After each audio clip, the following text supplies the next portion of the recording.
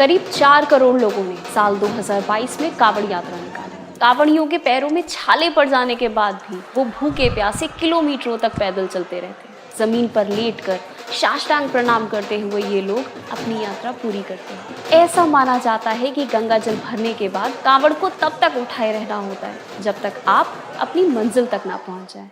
ये यात्रा भले ही कितनी लंबी क्यों ना हो, कितनी भी कठिन क्यों ना हो, हर साल हजारों लोग इसे पूरा करते हैं और ये सब किया जाता है भगवान शिव की भक्ति के लिए।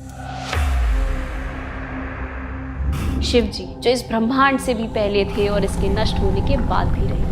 भागवत पुराण के अनुसार समुद्र मंथन के समय समुद्र से कालकूट नाम का एक भयानक विष निकला था। ये विष इतना खतरनाक था कि इसके प्रभाव से पूरी सृष्टि का विनाश हो सकता था। इससे बचने के लिए सभी देवी देवताओं ने भगवान शिव की आराधना की। तब शिव जी ने उस विष को अपने हाथों में लेकर उसे पी लिया। उनकी गर्दन का रंग नीला पड़ गया और तभी से उन्हें नीलकंठ के नाम से जाना जाने लगा। लेकिन इस विष के कारण शिव जी के गले में, उनके शरीर में जलन होने लगी। कई लोग मानते हैं कि रावण जो एक बहुत बड़ा शिव भक्त था, उसने कांवड़ में गंगा जल भरकर यात्रा की। उसने वो गंगा जल शिव जी को चढ़ाया जिससे उनके जलन को राहत मिली और यहीं से कांवड़ यात्रा की शुरुआत हुई।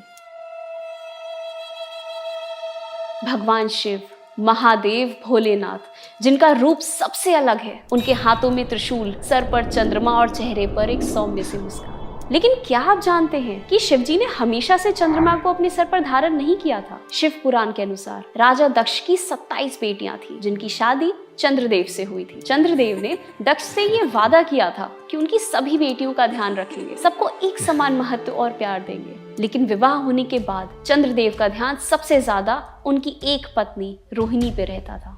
इसके कारण उनकी बाकी पत्नियां दुखी रहने लगी। वो अपने पिता दक्ष के पास इस बात की शिकायत लेकर पहुंची तो दक्ष ने क्रोध में आकर चंद्रदेव को श्राप दे दिया। उन्होंने चंद्रदेव से कहा कि उन्हें एक भयंकर बीमारी हो जाएगी और वो 15 दिनों में धीरे धीरे गायब हो जाएंगे। चंद्रदेव घबरा गए। वो इस श्राप से बचने के लिए ब्रह्मा जी के पास पहुंचे तो ब्रह्मा जी ने उन्हें भगवान शिव की आराधना करने को कहा। तब चंद्रदेव ने मिट्टी का एक शिवलिंग बनाया और महामृत्युंजय मंत्र का जाप कर शिव जी का ध्यान करने लगे। चंद्रदेव के कई बार पाठ करने के बाद आखिरकार शिव जी ने उन्हें अपने दर्शन दिए।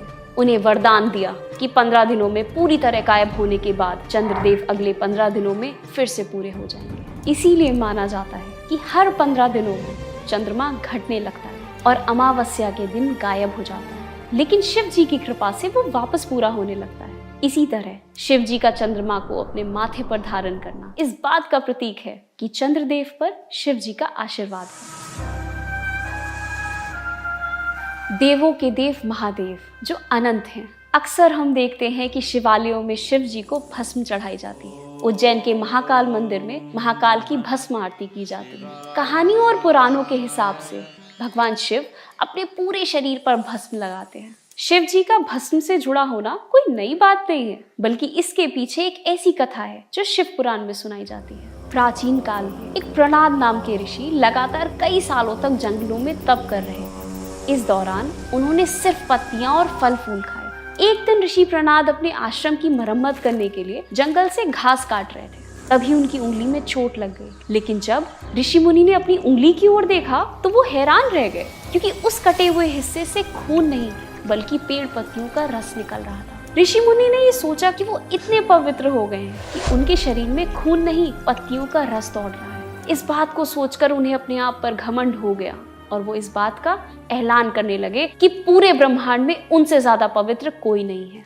उनके इस घमंड को तोड़ने के लिए शिव जी बूढ़े आदमी का भेष धरकर प्रकट हुए। जब उन्होंने प्रणाद ऋषि से उनकी खुशी का कारण पूछा तो ऋषि मुनि ने अपनी उंगली से रस निकलने की पूरी कहानी सुना दी। तब उन बूढ़े बाबा ने ऋषि मुनि से कहा कि इसमें कौन सी बड़ी बात है, पेड़ पत्तियां भी जलने के बाद भस्म में बदल जाती है और भस्म ही सबसे पवित्र होती है। इस बात का प्रमाण देने के लिए बूढ़े बाबा ने अपनी उंगली चीर दी और उसमें से भस्म बाहर निकलने लगी। ऋषि मुनि समझ गए कि ये बूढ़े बाबा और कोई नहीं बल्कि स्वयं महादेव हैं।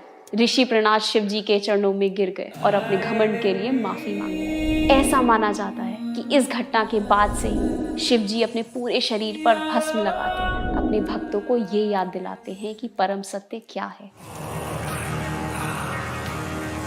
भगवान शिव की हर तस्वीर, हर मूर्ति में उनके हाथ में त्रिशूल, गले में सांप और रुद्राक्ष की माला और डमरू तो होते ही हैं, लेकिन साथ ही हर तस्वीर में होती है बाघ की खाल यानी टाइगर स्किन, जिस पर शिव जी विराजमान होते हैं। शिव पुराण में इससे भी जुड़ी हुई एक कहानी है। भगवान शिव पूरे ब्रह्मांड में एक जवान बैरागी के रूप में घूमते थे। ना कोई घर, ना कोई वस्त्र।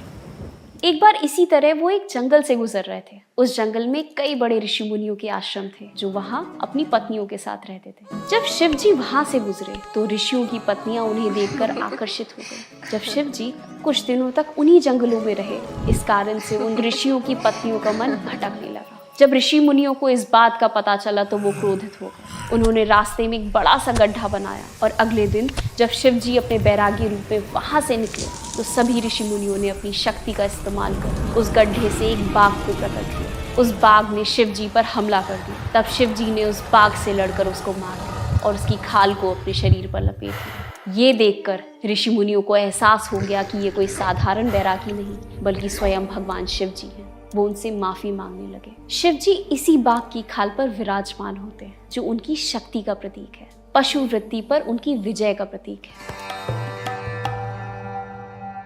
शिव जी के हर रूप में सदैव उनके साथ रहते हैं उनके वाहन नंदी जी। हर शिव मंदिर में शिवलिंग या मूर्ति के सामने हमेशा नंदी जी विराजमान होते हैं। लेकिन क्या आप जानते हैं, नंदी जी हमेशा से शिव जी के वाहन नहीं थे। पुराणों के अनुसार ये कहानी शुरू होती है शिलाद ऋषि से, जिन्होंने संतान की प्राप्ति के लिए हजारों सालों तक भगवान शिव की तपस्या की थी। शिव जी उनसे प्रसन्न हुए और उन्हें पुत्र प्राप्ति का वरदान दिया। वे उस बच्चे को अपने आश्रम ले आए और उसका अपने पुत्र की तरह ध्यान रखने लगे। ऋषि मुनि ने उस बच्चे को नंदी का नाम दिया। नंदी बहुत प्रतिभाशाली थे और भगवान शिव के भक्त थे। लेकिन एक दिन जब कुछ ऋषि मुनि उनके आश्रम पहुंचे और नंदी उनसे आशीर्वाद लेने पहुंचे तो वो ऋषि उदास हो गए। उन्होंने बताया कि नंदी का जीवन बहुत लंबा नहीं है। लेकिन जब नंदी को ये बात पता चली तो वो हंसने लगे और अपने पिता से बोले कि आप शिव जी के साक्षात दर्शन कर चुके हैं, फिर भी ऋषि मुनियों की बात सुन रहे हैं। क्या आपको लगता है कि जब तक हमारे सर पर शिव जी का आशीर्वाद है हमें कोई भी खरोच आ सकती है? इसके बाद नंदी ने अपने पिता का आशीर्वाद लिया और पूरे मन से शिव जी की तपस्या में लग गए। जब शिव जी नंदी के सामने प्रकट हुए और नंदी से मनचाहा वरदान मांगने को कहा, तब शिव जी ने उनकी प्रार्थना स्वीकार कर ली। उन्होंने कहा, तुम आज से मेरे वाहन के रूप में हमेशा मेरे साथ कैलाश पर्वत पर रहोगे। इसीलिए आज भी जहाँ जहाँ भगवान शिव का वास होता है वहाँ नंदी भी होते हैं। सर्प के अलावा शिव जी के गले में हमेशा एक रुद्राक्ष की माला भी होती है। शिव जी के भक्त भी अपने शरीर पर रुद्राक्ष धारण करते हैं। रुद्राक्ष एक एलियोकार्पस गैनेट्रिस नाम के पेड़ के फल से बनता है। लेकिन शिव कथा से इसका क्या संबंध है? शिव पुराण के अनुसार एक बार जब पार्वती जी ने भगवान शिव से रुद्राक्ष की उत्पत्ति के बारे में पूछा, तब शिव जी ने उन्हें बताया हजारों सालों तक तप करने के कारण उनकी आंखें लंबे समय तक बंद थी। जब उन्होंने अपनी आंखें खोली तो उनके आंसू की कुछ बूंदें धरती पर आ गिरी और वहां रुद्राक्ष के पेड़ों का जन्म हुआ। यही कारण है कि रुद्राक्ष को टीयर्स ऑफ शिव के नाम से भी जाना जाता है। ऐसा माना जाता है कि रुद्राक्ष को सिर्फ वही धारण कर सकता है जिस पर भगवान शिव का आशीर्वाद हो। हमने शिव जी और कैलाश पर्वत से जुड़ी कहानियों पर पहले ही एक वीडियो बनाई हुई है। अगर आप इंटरेस्टेड हैं तो हमारी ये वीडियो देख सकते हैं। शिव जी से जुड़े और कौन से टॉपिक्स पर आप वीडियो देखना चाहेंगे हमें कमेंट्स करके जरूर बताइए। इस वीडियो को लाइक और शेयर कीजिए और ऐसी ही अनसुनी, अनकही और अनदेखी कहानियों के लिए राज को सब्सक्राइब कीजिए। See you in the next one.